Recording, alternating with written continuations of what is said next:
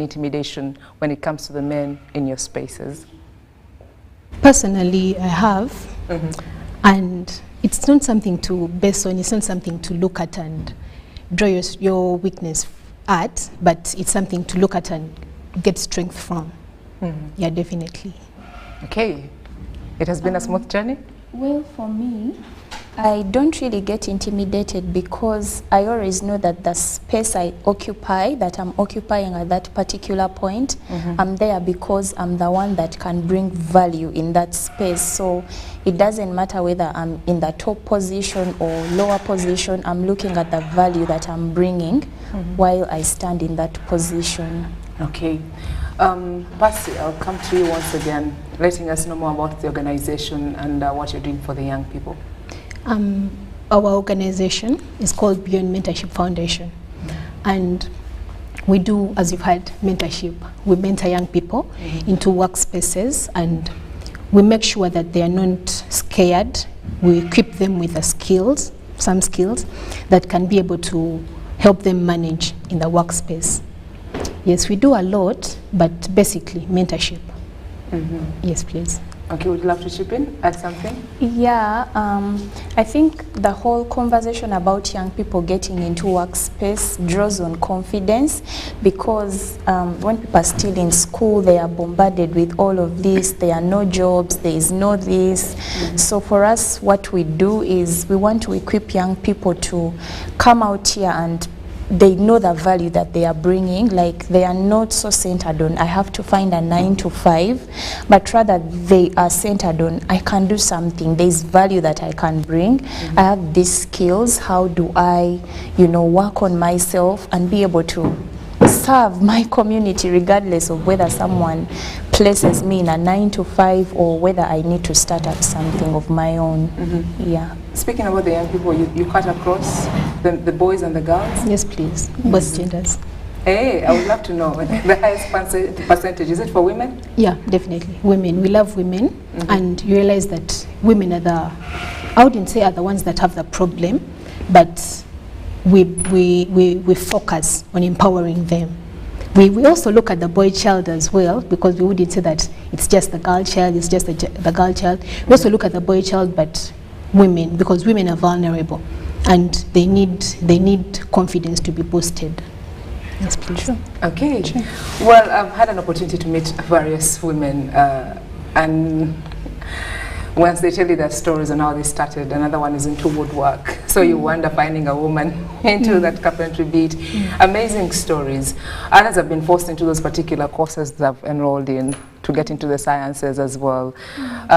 It is a passion where they are to most of them. I'd love to hear your story. How come you took that particular path? Actually, I'm a pilot student. Yeah, though I love young people. I love to speak, I love to talk, I love to share ideas. So growing up, I always went to my mom's bedroom. It was quite huge, huger than ours at least.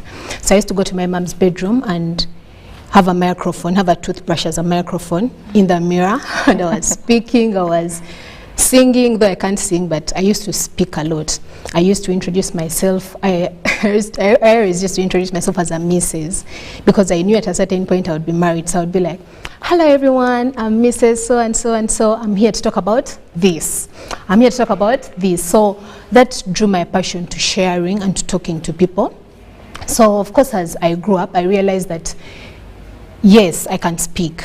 But what do I need to talk about? What do I need to address to the public? Because we realize that we have all these platforms, these wonderful Instagram, TikTok, LinkedIn. What am I going to bring that is going to help anyone else out there? So as I grew up, I realized that I based on my challenges, the challenges that I faced, low self-esteem, lack of confidence at a certain point, and I realized that since I've gained these skills, let me be able to share them with someone else. Maybe they can also build themselves and become as a brand as I am. So no regrets? No regrets. You're putting your best foot forward, the right place. That's right. That's right. I love to see young people thrive. Actually, when I was joining Beyond Mentorship, I told them I'm a youth enthusiast. I love to see young people follow their dreams. You have a passion, go for it. You have something you love, go for it. Let nothing hold you back. And I love the fact that it's women and they're holding their fellow sisters out there. It's no longer like the way it used to be. You walk into an organization or the reception desk and you're finding a woman, you find trouble. Well, Kellen, how come you're taking that passion, that space? Wow. Is it passion? Passion. I'm very, very passionate about what I do. I love building up people. Actually, my vision statement is that I write and speak to encourage, motivate, and uplift those around me. But my story is I'm a telecoms engineering graduate. I studied that at school, and I was so lucky to practice back then with AfriCell. But I've always not believed in people being single-faceted. Like, for me, I always had a problem with, like, you've studied this in school, so you have to be that. I'm thinking, what if there's something else I can be? Because we are multifaceted.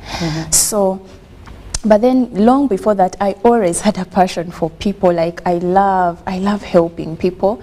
So for me, I took time. I'm like, okay, if I didn't do this engineering, if I didn't have a job, like, what else would I do? Even as I used to earn my money, I would always try to put aside some resources and start a website and blog and write about this, like knowledge sharing.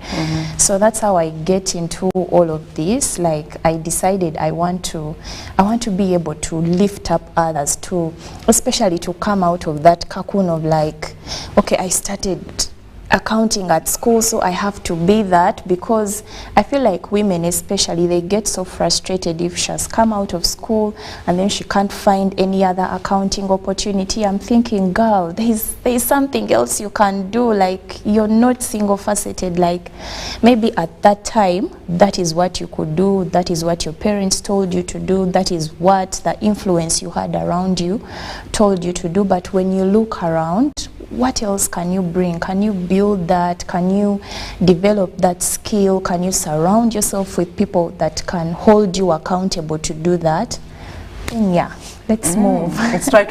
It's good to venture into other things. Yeah. Look out for new challenges. Yes, exactly. Well, okay, I know at some point in life we have different dreams. You're like, you want to do this. This is what you did study, like she has put it. And someone said to us, and like, okay, this is what I did, engineering. It was something I'm supposed to be practicing. But at some point in life, should one think of like, I need to be a CEO, I need to own something, I need to be a founder of something of some sort, or you can definitely settle where you are? Because you've been in the field and you've worked for almost 10 to 15 years, and then you're like, no, I need to move. She says you have to venture into other things. Yeah. I believe someone needs to grow. Someone needs to grow. You mentioned something about maybe having worked in a place for like 15 years. It depends. It depends at the end of the day, what type of person are you? Personally, if I'm in a place for 15 years and I'm not growing, I'll definitely move. Because that reminds me, actually, when I quit, I had a project I was working on, so I quit. And actually, I didn't like wake up and quit, but I looked into it, I read through, I was like, I'm not growing, and one thing I need to do. Growing as in career-wise, or it was the same salary scale all through? No allowances? It's actually bigger than money, bigger than money, but you as a person, are you growing? So if you see that you're not growing, and you've been there for like 7 years, and nothing is happening career-wise, you as a person, you're not growing, you're not meeting people to help you develop, to help you build your career, you can move. And there is also personality, like the people that love to be led and can't lead. So that type of person would definitely stay there. They're like, maybe they would maybe advocate for a salary increase, but not trying to move and be a CEO. But me as a person, I would definitely move and become a CEO, because I love challenges, I like leadership, I wouldn't say I'm so creative, but I like seeing new things happen. I like seeing things change. For example, if I wake up today morning and my hair is this way, what can it be tomorrow? What can it be the other day, and something like that. So that love for change would, me as a person, drive me to become a CEO. And CEO means more responsibility, more money. Definitely, I would go for it. I love the fact that there's money coming through. Yeah. Okay. Well, for the viewers just joined us, wonderful series and episodes that we have at the National Broadcaster. Monday, Tuesday, Wednesday, as we celebrate the Ugandan women in the different spaces that they do operate in. And today in studio, I'm having Percy, quite an inspiration, as well as Kellen. They're bridging the gap between the young people and meeting those opportunities. And I love the fact they're talking about money, so there's earning where you are. Yeah. Yes. Yeah. And then what happens when your paycheck is bigger than your husband or the men out there? Interesting topic. But, I think that is all about roles. Like, people try to get it mixed up, but in that setting, husband and wife, like, your money can't change your role. Like, you have to stay in that role. Like, if you're a wife, you know you're supposed to let your husband lead you, be a priest over you. So money shouldn't again make you like put him under you, because now you're forcefully reversing the role. Like, I don't think there's an amount of money that you can earn that changes your role. So as long as you stay grounded in your role, like in my marriage or my relationship, this is my role. I think you keep in your lane, yes, and your it doesn't matter responsibilities. much. Yes, because yes. at least we've seen other men who support the women when they decide to go back to school and upgrade. Okay, amazing. Well, I mean, your findings in regards to the mentorship program that you have with the young people, what are some of those challenges that they do cite out that tend to hold them back? Is it because some were forced to do those particular courses? My dad is a lawyer, you have to take that same path. What are some of those issues that they do cite out when they come to you? I think most people are challenged to have to make the move. So you see, I told you I studied telecoms engineering, but today I've authored books. I've authored one book. I'm in the middle of completing one more manuscript. I run a blog. I do business. Like, I do all these other things. And yet I still find people who are like, but you studied engineering. Why are you doing all of this? And I'm like, what is wrong? Like, if I can do it, there is nothing wrong. But for me, the perspective I always give them is like, look, the world has changed. Today it's no longer about I am a lawyer and I'm this big lawyer. Today it's about multiple streams of income. Like, if your lawyering thing is not even getting you the money and you're good at something else, you're good at tailoring, like, you won't lose anything to have your degree, but then also have your shop, that, you know, because there is also that aspect of money. Like, these days it is multiple streams of income. You will find doctors that have real estate, you'll find lawyers that have car bonds, you know, and, you know, men do all these things. But why do us women want to always cocoon? And you're like, no, I'm a nurse. Like, venture out, especially now that the world is changing. They bring out the sympathy, yes, the sympathy note. You can't always have one job, literally, these days. And honestly, if you're a lawyer, fine, and you have your job and you have your paycheck, and then a real estate business comes up and it's going to pay you more, like, what does it take to learn it and do it? So for me, the challenge I find is that rigidity, like, of, it's like someone has instilled fear in people, like, you can't move. But you can move. We are not trees. Like, you can move. I've heard of stories where someone studied pharmacy, they did it for a while, a friend came and told them lawyer, they also went to school and did it. So when someone comes in, it's IT, it's the in yes, thing, IT, go it's the in thing. And, like, you know, today the world moves in trends, you know. So as long as, okay, for me, it took finding the gift in me. For me, I really took my time, did that internal work, did that self-discovery. I'm like, what skills do I have? And, you know, there's something about finding your passion. It excites you. You're not sitting me in that office and I'm not working on it. I had to venture out and try and write a book and see and speak and, you know, make friends like them. So again, for me, I'm like, people are multifaceted. Like, we need to learn to have that flexibility of, like, if you wake up and it's the lawyer opportunity that is there and you can do it, go for it. If it's starting a salon that is there and you can do it, go for it. Yeah. Well, Percy, I'd love to hear your thoughts. Yeah, challenges that we faced with the youth that we try to talk to, there are several. There are several, trust me, but one of the challenges that I've really cited out is esteem. It's esteem. Just as I told you, I had that problem, I had that issue. Women and girls, and actually even boys, they are scared. Which age bracket, before you get deeper? We work with the juniors, with our primary students. We work with the secondary and also the people that are getting to university and those that are already there. Okay. Yeah. So this problem is mainly with high school students.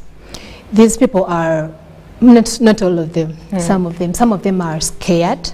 They're like, now what does the future have for me? Or maybe I'm not enough, or what can I do that is going to really make me stand out? They have the love to come out and produce, but they have the fear. There is the fear. There is also that disbelief, like, will I really make it? Or maybe my aunt so-and-so did this and this, and probably she's doing some other thing. Or maybe she did medicine, but now she's in the market. What does the future have for me? So fear, self-esteem, and disbelief. And just as Kellen talked about it, we are trying to make sure that, yes, you did medicine. What else can you do beside medicine? Because I'd also love to give an example. My friends be like, how come you're doing all these things? And because I do a lot of things. I try so hard to do a lot of things. Today I'm in Chiboga, tomorrow I'm climate ambassador, tomorrow I'm doing this. And my friends are like, how do you handle all this? But trust me, I handle and I sleep well and I just handle. There is just time for everything. So yes, I'm a pilot. I have a jewelry business. I do all these things, but someone out there who can't or probably has not got the knowledge that, so for example, the knowledge that we share with them, if someone has not got that knowledge, they won't be able to get out of their comfort zone. Remember, comfort and development can't coexist. Yeah, I know. Yeah, so those are some of the challenges we've faced. I've seen people facing. Yes. Okay, quite interesting. You talked about the piloting itself. We had an opportunity to share with women from Aviation itself. Yes, please. And oh my God, I know everyone would love to get into that space. But the institutions, at least we have some coming up, I should say. Yeah. And the affordability is something else. Yeah. So the parent out there trying to figure it for their child, and they're like, can I really invest in them to get into the aviation industry? Yeah, you can, because before my dad and my mom sat to really take me to aviation school, we had a talk and we got our calculators, we got our pens and pencils and calculated. For example, you're sending a child to school to do business administration. I'm not saying it's bad, but for example, you're sending a child to do business administration at Makerere or anywhere else, Chambogo. You're going to pay a certain amount of money every after, a semester is 4 months, right? Every after 4 months. And my parents and I calculated, and the amount of money you pay every after 4 months in the period of 4 years, it's almost the same amount of money that a ground school parent is going to pay. I don't know whether it makes sense, but at the end of the day, it's just that this money is going to be paid in a shorter period of time than the other money that is going to be paid in a period of 4 years. But it's almost the same thing. So parents out there are trying to figure it out, trying to ask yourself whether I should send my child to aviation school because it's expensive or not. This is a sign that you should send them to aviation school. Because trust me, you can afford it. And it's not about that. It isn't about the fact that you're going to pay the money at once, but you can pay in installments. You can pay in like 500 USD, 300, 1,000, because the cost is not going to happen in a period of 2 months. So you can pay in installments and manage. And then, you know, something else that parents would look at is the job market itself. Is it selling? Will they easily get into the job market itself? How has it been like for you? It's been challenging. Truthfully, I wouldn't say it's smooth. It's challenging, but resilience and competence. Because trust me, some people would be like, I can send my child to aviation school only if I have an auntie of theirs working there, or I can send a child to aviation school only if I myself am there. But children have different paths. And different parts. And at the end of the day, the child has to leave your arms. And at some point. Yeah, at some point. They have to leave your arms and go out there and hustle. Because, like right now, I'm seeking internship. My mom knows about it, my dad knows about it. All they can do right now is pray for me and wish me the best. They're not going to have my papers and take them to the office. Take them somewhere. It is Gamba me. no Gwanda, at the end of the day, is that bit of connection. Gamba no, right? But it is me that is going to get up, dress appropriately, go to that office, present my papers. The job market is bad everywhere, I would say. Even people that have done science courses, art courses, the job market is not the best that we could look at. But if the child if the child is willing and determined, because the industry is growing, that's the hope, that's the ray of hope that we have right now. The industry is growing, and there is hope. Trust me, there is hope. So it's about the resilience of the child. It's about how they've built their brand to dive into the workspace. But it's challenging and it's real. Yes, at some point they have to know that that bit of challenge has to be there at some point in life. Yeah. Well, someone would look at the ladies and like, I think those ones have connections. They have networked enough, and you know, they're uptown. That's not for me. You know, someone would have such voices coming through for them. What is your take on that, Kellen? Well, especially when it comes to the IC itself, having more women into this space. All the jobs I have done, really, I didn't really have a connection. Like, I just put myself out there.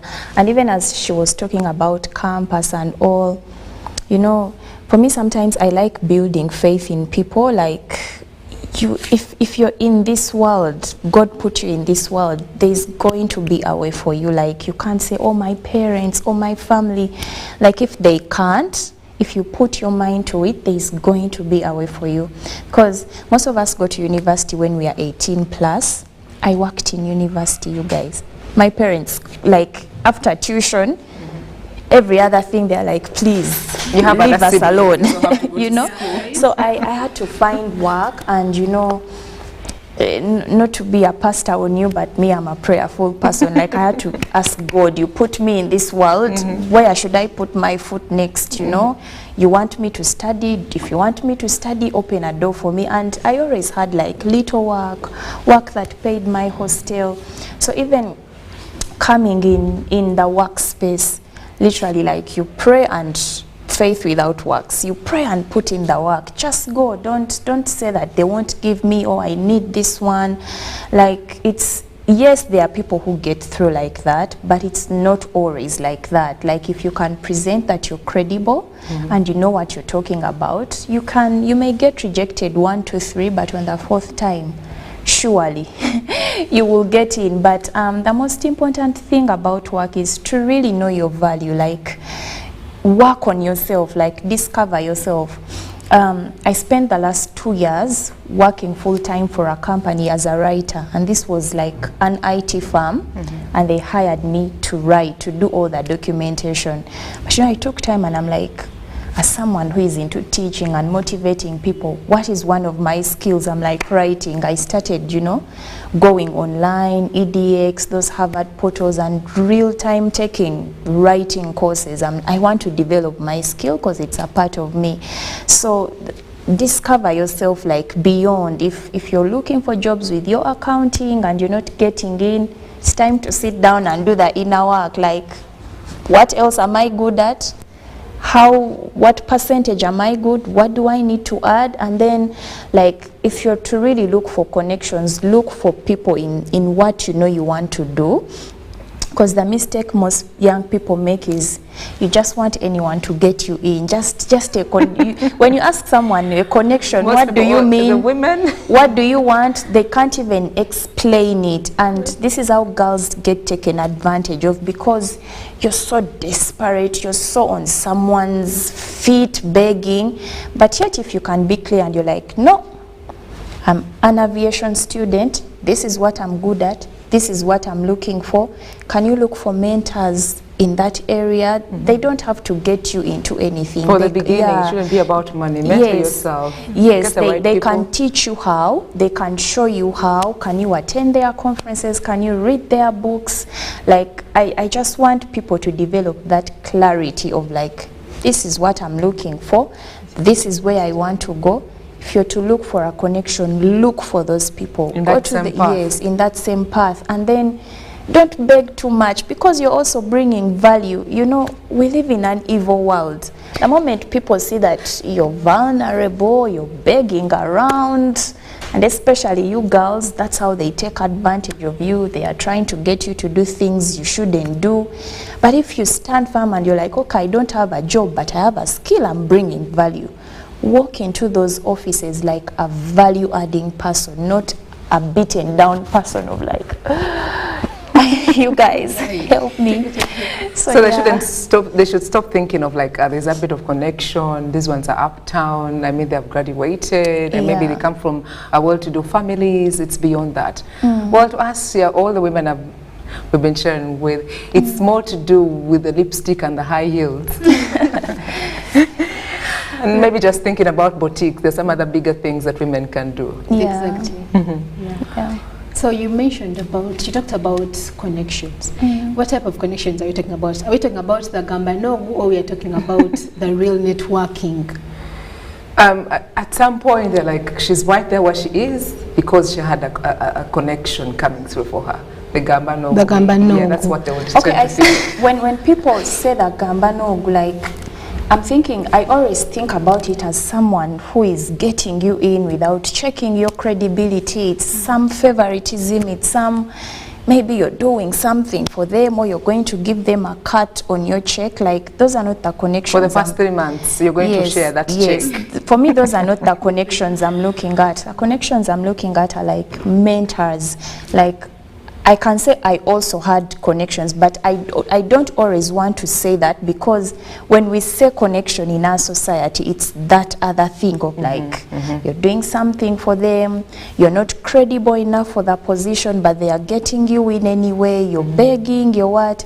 But the connections we are talking about are really genuine people that genuinely want you to grow. The networking, they are showing you the path. In the same path that you're in. Yes, the networking, like they are into aviation, but they've taken time to make friends with all these people in aviation. They've not really got them jobs in the CAA or something, but they are showing them the way. They are telling them, skill up here, do this, try this. Like, they are kind of holding you accountable. Because the thing that we forget when we are looking for jobs is like, you're bringing value. Yes, you might be desperate for a paycheck, but you're bringing value. And no one should ever treat you like you're not bringing any value. I'm just helping you. That is the place I was talking about, of where they are even going to take advantage of you. I feel like a good connection should be someone who really sees your value, and they're like, okay, Sandra, I see you can do this. But if you step here, if you come with me to this, if you try here, if you write your CV like this, for me, those are the connections that I want people to be looking at. The other side of gambanogu, you realize that, yes, you have a gambanogu in an office, but you as a person, you're credible. Thank you. What can you do as a person? Yes, someone has connected you, but are you going to lose the job in the first 2 months because you can't produce? So, yes, connections are good, and if you have them, it's good to have to take advantage of them.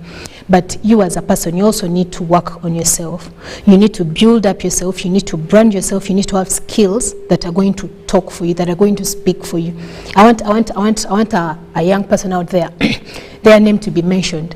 For example, I mentioned Kellen, and someone knows, connected or not connected, she can write, she's good at her speaking, she's good at such and such a thing. Instead of myself mentioning Kellen, and they're like, no, that one was connected, that one is from this tribe, something like that. So I think connections from her side and the other side, necessary, not necessary, a person has to know what they are and what they want to be. Okay, how do you deal with the young ones, especially those that are starting up? You know, one would be like, starting up, I need to have a grant. I need to have saved maybe an inheritance. I'm having an inheritance, so I've saved like about 10 million for the young ones who are starting up. Recently, we had a lady share, she started a spa. And then even her close sisters were like, now you have to feed her. Are you really going to handle? Are you going to manage? Such voices, I'm sure the young ones have come to you and they have such still voices coming through in their minds, or maybe people closer to them, their OGs are not lifting them up. How do you handle them? For such an issue, I always tell people, because I've received such a thing. There is a girl that we talked about we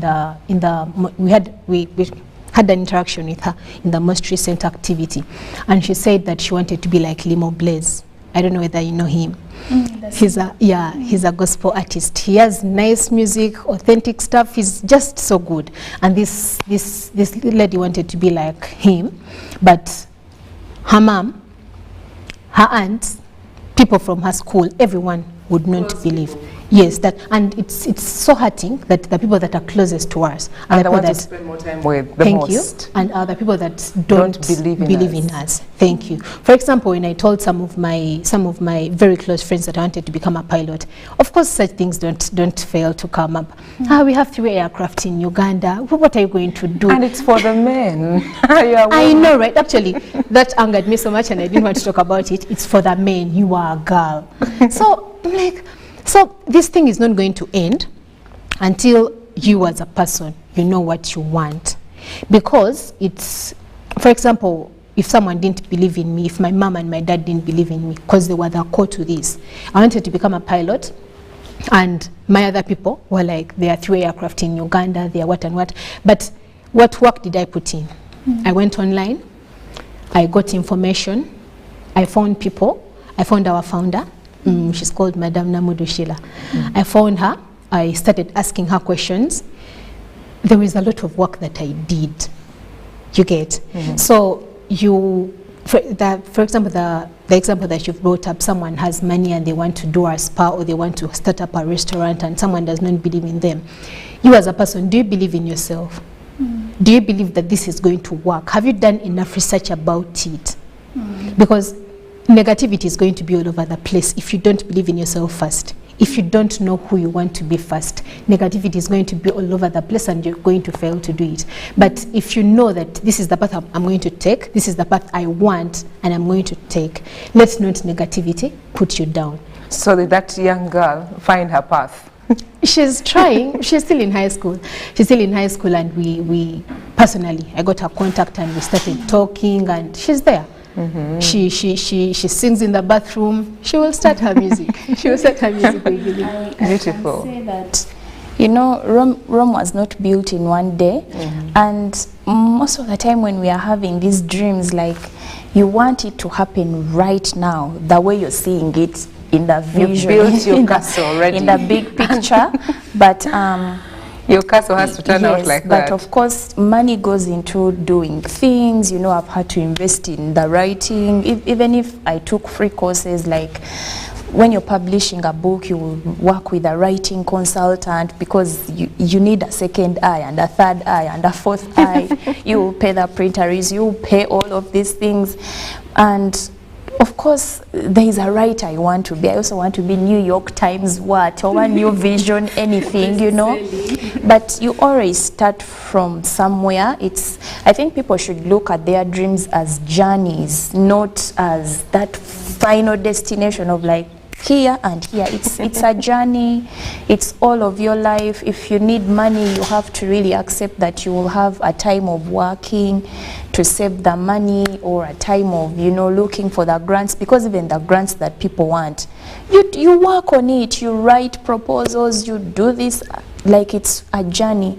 Like, I think we live in a fast-paced world, fast food, fast everything, and we want everything to be fast. But those excellent things that we see, time goes into them. So, because now she's still in school. School is important, she has to do school. Even Limo Blaze didn't just start and, you know, I once attended a conference where he was at, and he was telling his story, how he was even broke, and you know, he went somewhere, took time off to really develop this and work on this. So it wasn't an overnight success. So what we need to forget about is the overnight success. Like, time goes into it, you might have to study. I was so surprised that after all the studying I have done, the current manuscript I'm working on, my writing consultant was like, no, like, it requires more input. You still, she's like, have you studied any writing? I'm like, oh my God, like, you know. So you still have to invest in I so still much have more. to, you know, work on myself. So it's a journey. It's not overnight. It's not, let's forget this rushing and those steps that you don't want to take. Sometimes you have to do actually a bad job. Like, people don't know me, I worked as a waitress after campus. Did engineering, even my lecturers were finding me carrying plates. They're like, did you fail? Instead of carrying cables yes, and did dealing you with fail? software. Or I even worked in mobile money, but at that time it was all about, I need to earn some money to keep myself going, but I know my dreams. Yes. So even if you get a bad job at the moment, the ones that we call bad jobs, it's not aligned with your gifts where you and sit, talents. there's no SC and yes. But if it's helping you save, because yeah, unless if you come from the royal family, like many of us, our dreams, we have to work and save money for them and do whatever you're going to achieve, whatever and at the end of the achieve. day, So it is hard work. the mindset should be that this is a journey. So don't pressure yourself to be all of it right now, but appreciate those little steps. Appreciate the things you're learning in those, because they are what you will need when you're there. Yeah. So someone would look up to you and like, she's my role model. I'm sure you're such an inspiration today. She has done engineering, and we've been trying to get to know how ICT has helped pave way for the different women in the various spaces they do operate in. Percy, how have you incorporated the ICT in your day-to-day work? In my day-to-day work. Has it helped you? Yeah, definitely. Of course it has. It has, in a way that I love reading. I love reading. But I'm not going to find these resources anywhere else, apart from online and maybe the hard copies. But for example, if I have a topic to talk about, I have to go and read, and I'm not going to, like, for example, I have to talk about mental health and how it's affecting the teenagers. I'm not going to go to Aristoc right away with like 200,000 or 300,000 and buy, but rather I would load a certain amount of data and start reading online. So ICT is really helpful, because if it wasn't for that, I would be spending a lot of money transport from my home every day coming to the library. Thank you, coming to the library to read and then share that knowledge. So ICT has brought up a lot of information. There is a lot of accessible information, free information online courses, and these are things that we encourage our students to do. We encourage our mentees to do. Like, someone walks up to you and they're like, I want to become a doctor, but I have this and this and this, and I feel like something is lacking. So what I would tell them is that there is a basic life-saving course online. Go and do it. Maybe it's going to equip you with some skills that you wouldn't find in med school. Or go and, for example, the people that want to, the CEOs, trust me, you can't lead people to where you've not been.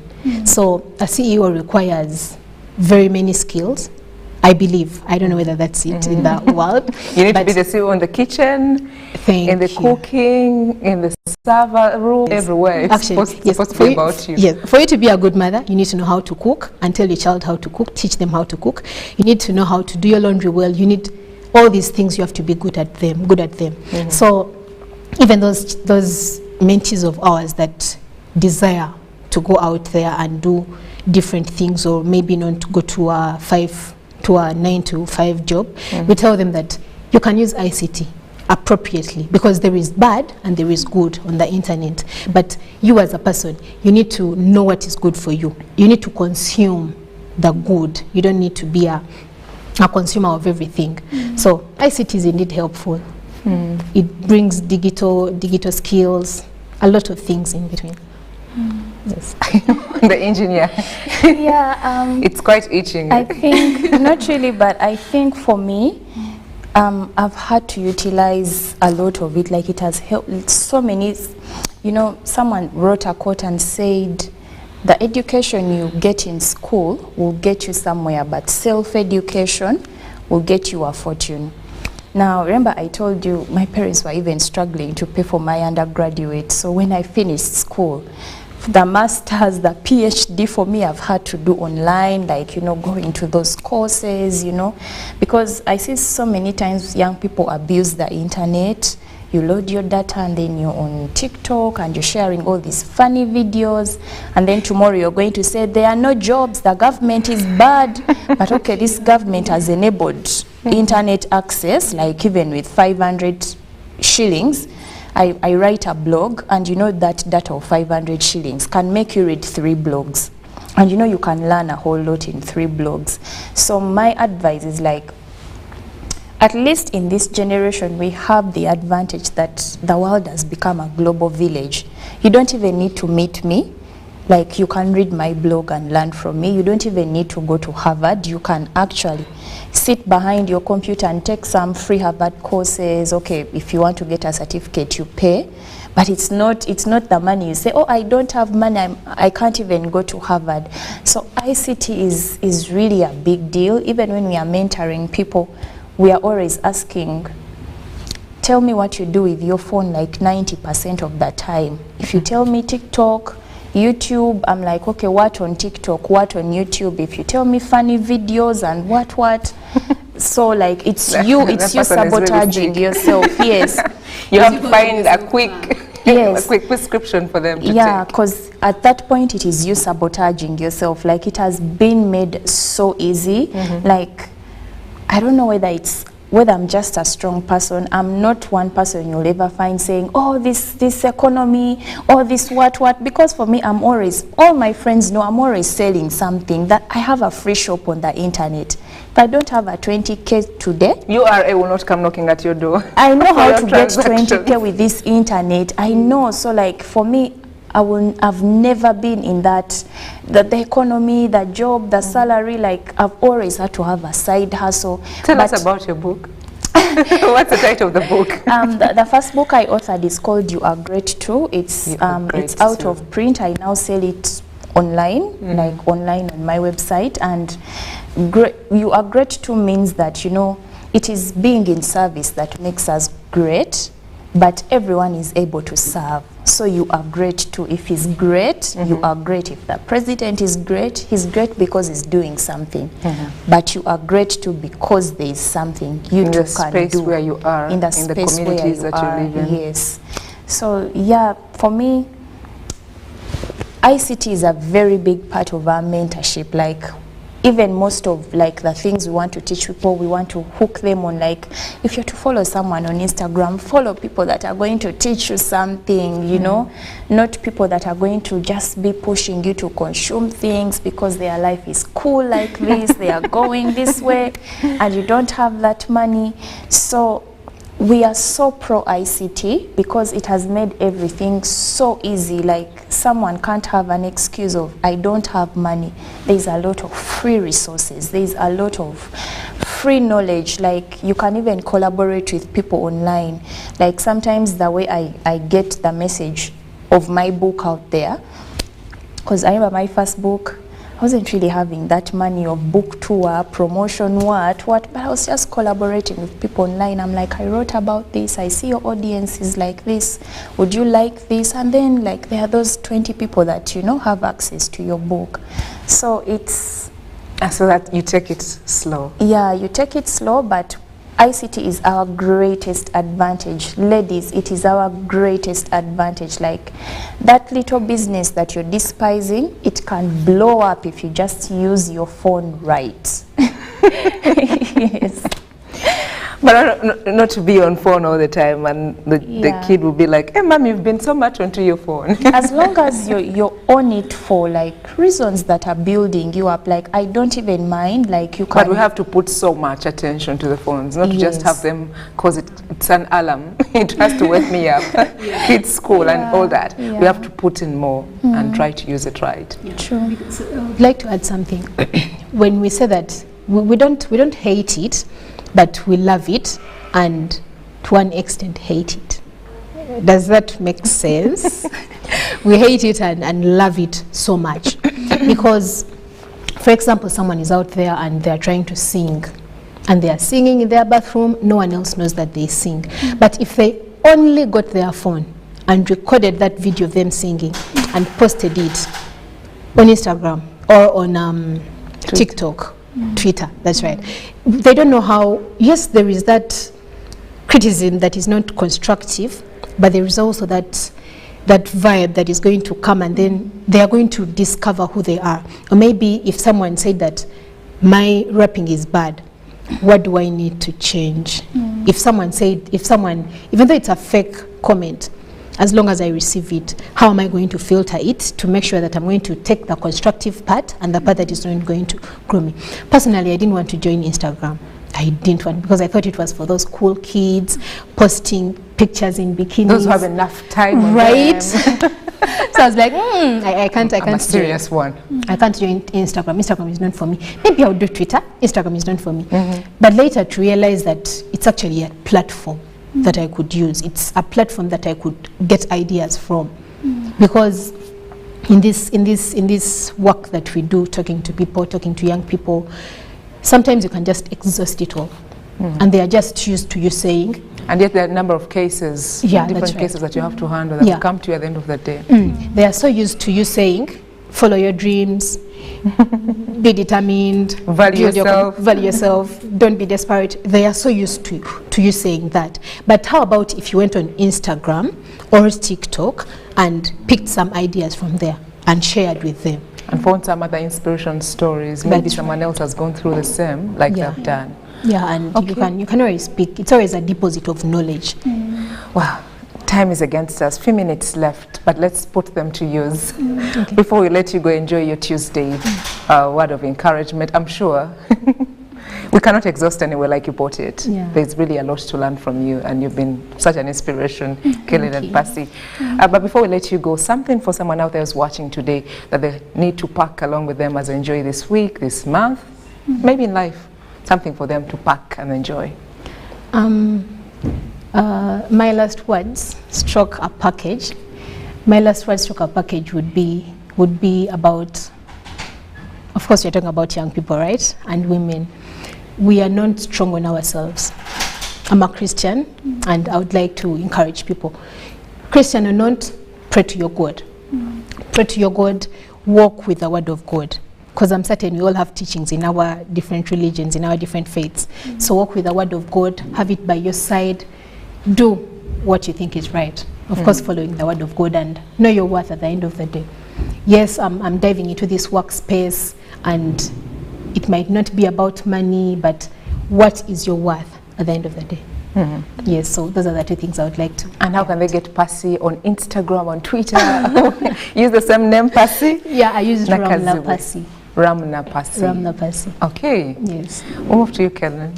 Well, my final remark to the ladies is, and this is a big one, ladies, just drop it on us. You're not helpless until you get a man. You don't, and don't take this as, oh, that girl is now saying we shouldn't pursue relationships and what, but I feel like so many potential in women is not realized because we have this learned helplessness of, I'll sit here and wait for a guy to come and lift me up and do this and that. But no, like, you're a total complete human being that is so capable of so much more. Pursue that, pray to God, you know, do the difficult conversations with yourself of like, Rita, what am I good at? Do it. Because the thing about trying to say you're waiting for a man to save you, like, you have a role to play in that man's life if, you know, you get into that. And it's never a balanced relationship when you're like their child that they have to continue lifting up. But I'm so passionate about people living out their potential. My spirit bleeds every now and then. I see a girl that is not trying, not doing anything. She's waiting for a man, she's looking for a man. Let's leave that learned helplessness behind and utilize ICT, learn new skills. If you don't get the job you studied at university, it's not the end of the world. Learn something, collaborate, learn from others, but birth that thing that is on the inside of you. And it takes God, it takes, you know, building the right relationships with women and men, and just birth. Even that man that you're saying will value you more when they are saying, I found the girl having her own life, she has been up to this, I can't disrespect her, I can't walk all over her. So yeah, just shine, ladies, you have what it takes. Wow. Yeah.